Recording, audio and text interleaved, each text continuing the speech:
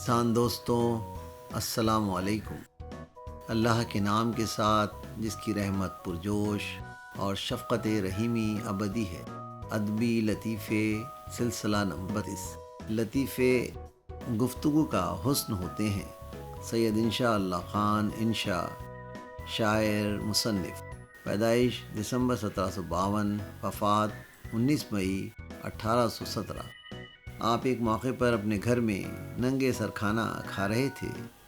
پیچھے سے ان کے بے تکلف دوست نواب سعادت علی خان نے ایک چپت آپ کے سر پر رسید کیا اور چھپ گئے۔ انشاء سمجھ گئے، لیکن گردن نیچے کیے رہے اور اسی انداز میں بیٹھے بیٹھے نہایت متانت سے بولے، اللہ میاں والد مرحوم کی قبر کو ٹھنڈی کرے۔ سعادت علی خان سامنے آئے اور آپ سے سنجیدگی سے پوچھا، کیا ہوا؟ آپ کو والد صاحب کیوں یاد آ رہے ہیں؟ انشاءاللہ نے معصومیت سے کہا، ہاں مجھے آج اس وقت والد مرحوم کی ایک بات یاد آ رہی ہے۔ سعادت علی خان نے پوچھا، وہ کیا بات ہے؟ ہمیں بھی بتاؤ۔ انشاءاللہ خان کہا، کچھ نہیں۔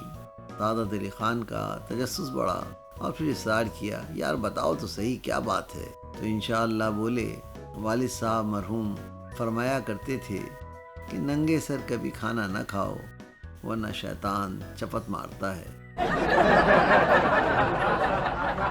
امید ہے کہ یہ لطیفہ آپ کو پسند آیا ہوگا۔ آواز و پیشکش سراج الدین۔